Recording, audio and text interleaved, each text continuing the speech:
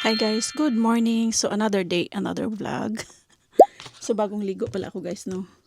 And nag-breakfast ako kasi aalis kami. Lilipat kami ng bagong campsite. Isa na namang town dito sa Sweden. So after breakfast, aalis na kami. Katatapos ko lang maligo pala. So, kain muna ako. So, ganito lang yung breakfast namin. May butter. This is cheese, marmalade, and milk. And of course, the tinapay. So, yun lang guys. Madali ang breakfast. And patuyo lang ako ng buhok. And then, aalis na kami after kung kakain. So, see you later sa another campsite. So hi guys, ito pala yung amenities nila. Shower, toilet, and shower. So kumpleto sila dito guys at ang linis. Then alis na kami, so ilagay namin dito yung susi. Ayan. Iwan na namin kasi di na namin gamitin. And then magtapon tayo ng basura. So, meron din pala sila ditong grill station. Ayan. Dalawa. And may tent sila dito na pwede kayong mag-dinner. So, ayan. Kung gusto nyo mag-dinner, magpamilya, and mag-barbecue kayo dito. Barbecue party. So, yan. And meron din sila dito. Pwede kayong magluto. Yan, may kitchen dyan. And meron din silang labahan. So, kumpleto sila dito guys. Ito yung mga basurahan nila dito. Tapon tayo ng basura. Ayan. Tinapon ko na yung bit-bit ko. So, kumpleto sila dito guys. Super ganda.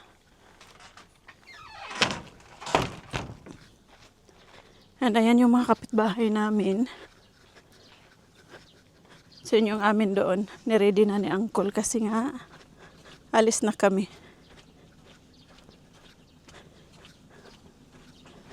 So, lilipat na kami ng ibang campsite, guys. So, ayan yung ating camper van. Malaki, di ba? Para siyang bus. Yan yung mga gamit namin dito. Lamesa, table, at pang-grill. Lahat-lahat nandito na yung kailangan namin. And tools na kailangan ni asawa kong kailangan niyang mag-fix sa aming camper van. So, ayan guys. Bye for now. Ang ganda pa naman ng place na to. Tahimik.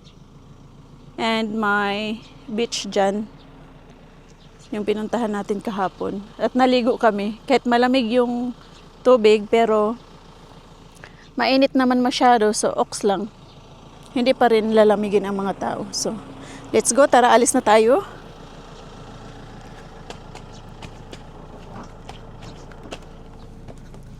So, ayan. Ready na ang ating camper van. Ready na to on the road again. So, ayan. Ay, nakalimutan kong tanggalin itong ating towel. So, let's go, guys!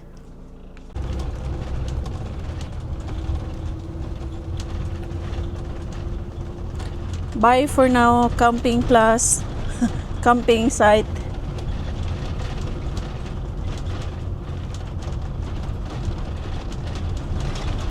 Ganda ng view. Ganda siguro dito pag winter. Ayan. So ayun na nga guys, hindi ako nakapagpatuyo ng buhok kasi nagmamadali tong kasama ko. Mag-drive na daw kami kasi nga 2 oras pa yung babiyahin namin papunta sa ibang city. So, pero matutuyo naman ito mamaya. Ayan, ang oras ay 11:11 na. And yan yung panahon ngayon. Sobrang init. Siguro mga nasa 30 degrees na yan sa labas. Kasi iba ang init dito guys. Hindi mukhang sobrang mainit tingnan, pero pag dumapo sa balat mo, grabe, sobrang sakit, sobrang init, grabe. Iba talaga ang init dito sa Europe. Pag uminit, iba din naman ang lamig. Pag lumamig, sobrang lamig din, para kang nasa freezer. So ayan, on the way na kami going to Karlstad, Sweden. Ibang town na naman, ibang city, small town siguro.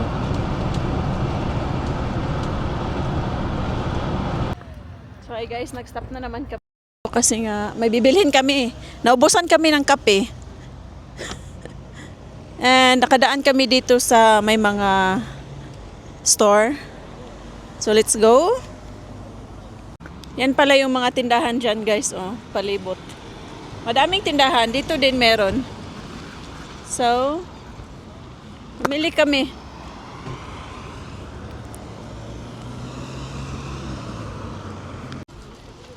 Bibili daw ng sapatos si asawa.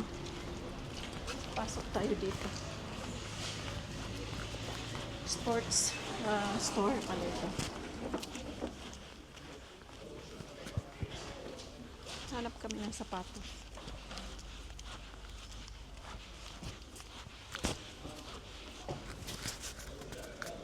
So gusto niya Puma na sapatos guys.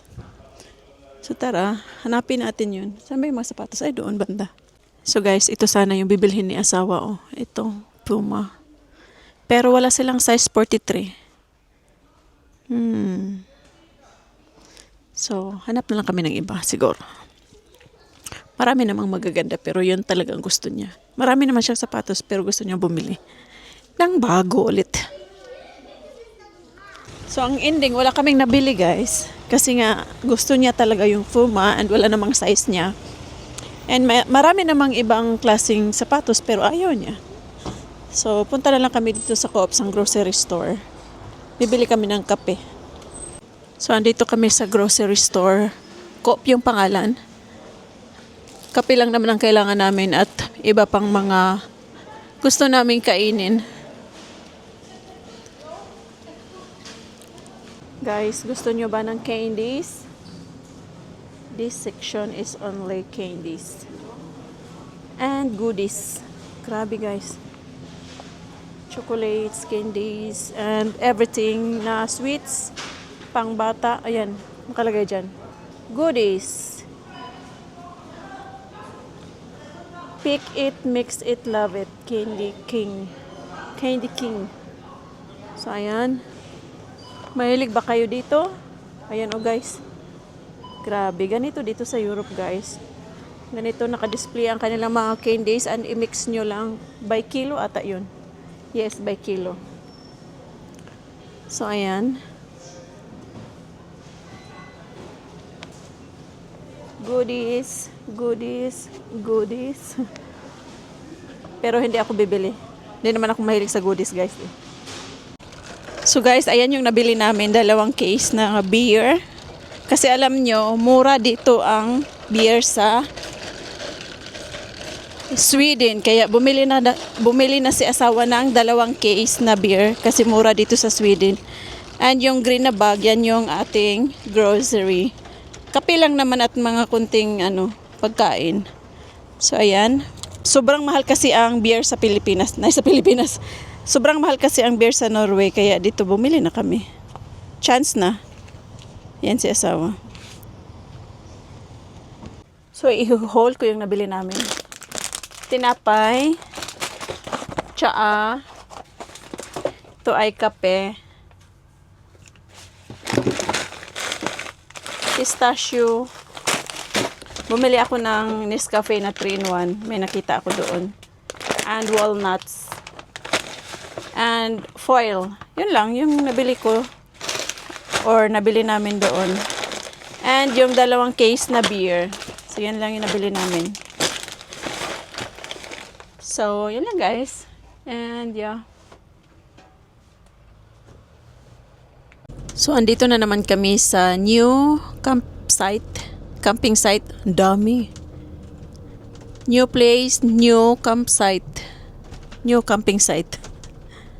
So, nandito kami sa city ng Karlstad City. Ha? Grabe, super laki. Ito na ata yung pinakamalaking camping site na napuntahan namin this time so far. Dami doon, no? So, meron akong nakita ang tindahan doon. Nabibinta ata ng mga pagkain. Kasi may mga bumibiling mga bata. So, nandun pa si asawa sa reception. Pero nag-book na kami in advance, guys. So, dito sa Norway or sa Europe or dito sa Sweden or Europe nga, you need to book in advance every time you do something. So, hindi gaya sa Pilipinas na drive-in ka lang, ganun. Drop-in. Dito kailangan mong mag-book.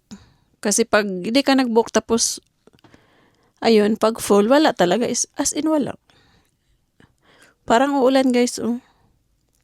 So, ang aming camping site or camping place, 10 minutes away by bus sa center ng Karlstad, sa center ng Karlstad, Sweden. So, mamaya pupunta kami sa city, sabi ni asawa. So, mag-check-in lang muna kami or mag-parking lang muna kami dito and then pahinga siguro ng 1 oras and then gagala na tayo sa city. So, yun lang guys.